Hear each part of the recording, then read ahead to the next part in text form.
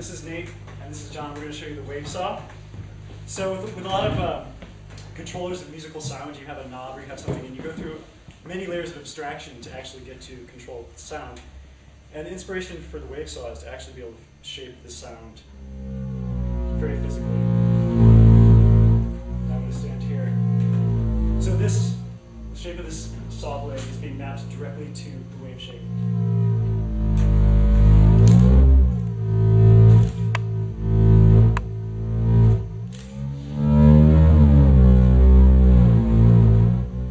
The way this is being transduced is through a bunch of bend sensors on the blade of the saw. We have a couple other dimensions too. We have tilt using an accelerometer, which is mapped to pitch. And then I have a squeeze sensor right here. You can turn on big toggle. Yes, that one. And I'm going to map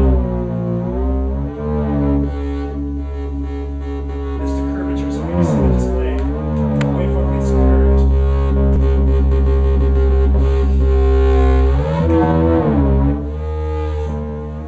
And then switch on the other one.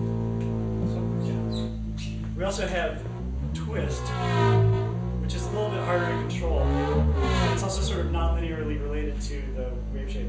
But with twist on, you can kind of get some cool effects there.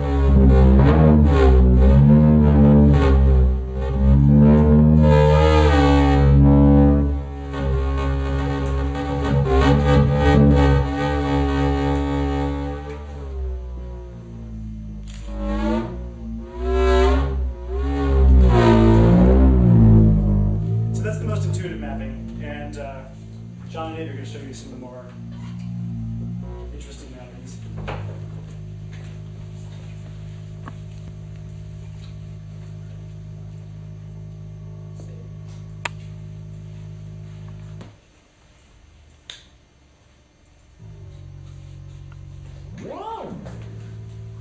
Okay, so one of the limitations to our saw is that you can only make a certain number of bends. Like even with like your V in there, it's really hard to do. And it's a limitation of how many bend sensors we have, and also just the material of the saw. So we decided to emulate a number of bends in the software. So if you could turn on two bends, two reflections, two.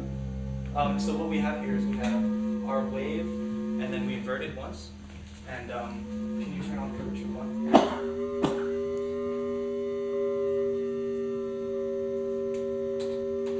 Okay, so you would expect when we get something like this that we can almost approximate a sine wave.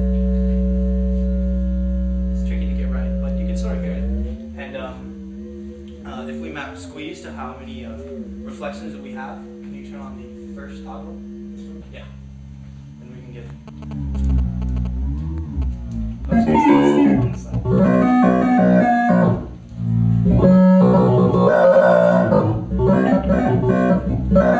So we had that, and our next step was to turn off the endpoints to make it sound kind of cool. What we have going on right now is that each end of the wave has a zeroed endpoint, so it starts at 0, and then it interpolates to the first bend sensor, and then from the last sensor it goes to 0. And if we turn off those endpoints, it sounds kind of like, so, continuity. And then we turn on multiple waves.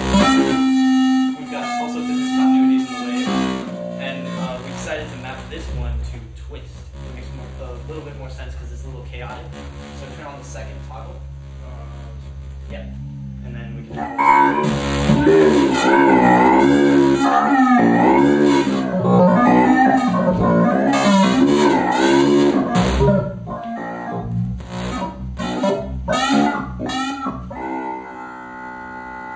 and that's our advanced mappings.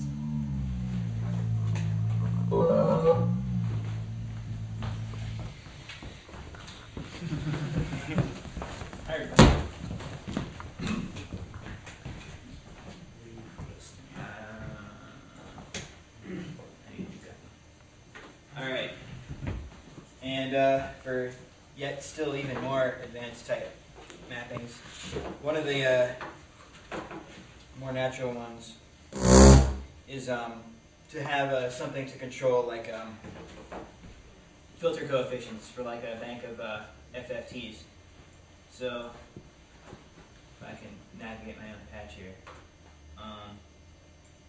We have all manner of stuff going on with FFT spectrum, and it's being, we have a phasor that's just being multiplied by this gain, and I have volume mapped to here.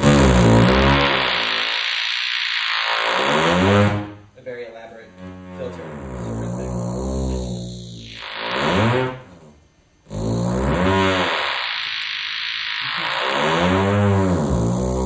You can get some interesting recipes.